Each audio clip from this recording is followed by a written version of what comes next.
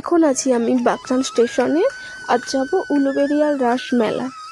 তো প্রথমেই চলে এলাম ট্রেন ধরে ফুলেশ্বর। এখান থেকে টোটো ধরে সোজা যাচ্ছি উলুবেড়িয়া কালীবাড়ি। তো আমরা চাইলে উলুবেড়িয়াতেও নামতে পারতাম, বাট ফুলেশ্বর থেকে কাছে হয় তাই। তারপর চলে এলাম উলুবেড়িয়া কালীবাড়ি, এখানেই হয় রাসমেলাটা।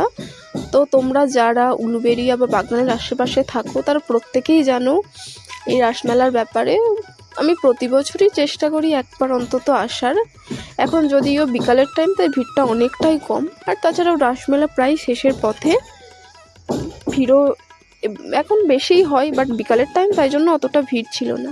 তাই প্রথমেই চলে গেলাম শ্রীকৃষ্ণের দর্শনে। তো শ্রীকৃষ্ণের রাসলীলা প্রতি বছরই আমি দেখতে আসি, এবারে অনেক দিন থেকে আসবো ভাবছিলাম, কিন্তু সুযোগ হচ্ছিল না। তারপর শেষমেশ ভাবলাম মেলা তো শেষের পথে, যাই দেখেই আসি। তারপর এখান থেকে চলে গেলাম একটা দোকানে। তো মেয়েদের চিরকালই এসবের প্রতি টান তো থাকে, তোমরা জানোই। তো এখান থেকে কিছু ক্লিপ নিয়ে নিলাম। তারপরে এই টেডির দোকানটা, টেডিগুলো দেখছিলাম, কোনটা ছেড়ে কোনটা দেখবো। সব এতটাই কিউট, মনে হচ্ছিলো পুরো দোকানটাই নিয়ে চলে যায়। আর এই যে ফুলের দোকানটা, এত সুন্দর সুন্দর ঘর সাজানোর সব ফ্লাওয়ারগুলো ছিল, যদি এগুলো আর্টিফিশিয়াল ফ্লাওয়ার, বাট খুবই সুন্দর দেখতে। এখান থেকে একটা স্টিক পছন্দ হয়েছিল, তাই ওটাই দেখছিলাম। সবই খুবই সুন্দর সুন্দর ছিল। তারপর ওখান থেকে সোজা চলে গেলাম এই মোমোর দোকানটায়। তো অনেক কিছুই খেয়েছিলাম, সব ভিডিও করা হয়নি, তো এটাই করেছিলাম, তাই ক্লিপটা চোখ করলাম। তো এখানে মোমোর দামটা ঠিকঠাকই ছিল, 5 পিস মোমোই মোট 50 টাকা।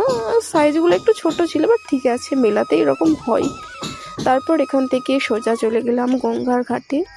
বিকালে এই গঙ্গার ঘাটে বসে এই ঠান্ডা হাওয়া খেতে কার না ভালো লাগে, কিন্তু এই রাসমেলার টাইমে একটু বেশি ভিড় থাকে, তাই জন্য আর বসার সুযোগ পাইনি। তাই চলে এলাম এই যে এদিকে কত রকমের নাগরদোলা আছে, তো ব্রেক ড্যান্স, অনেক কিছু নাম আছে যদিও সব জানি না। তারপর এই যে বেলুনগুলো নিতে ইচ্ছা করছিল, বাট ট্রেনে প্রচণ্ড ভিড় হয় তাই আর নিলাম না। তারপর এখান থেকে চলে এলাম সোজা বাগনান।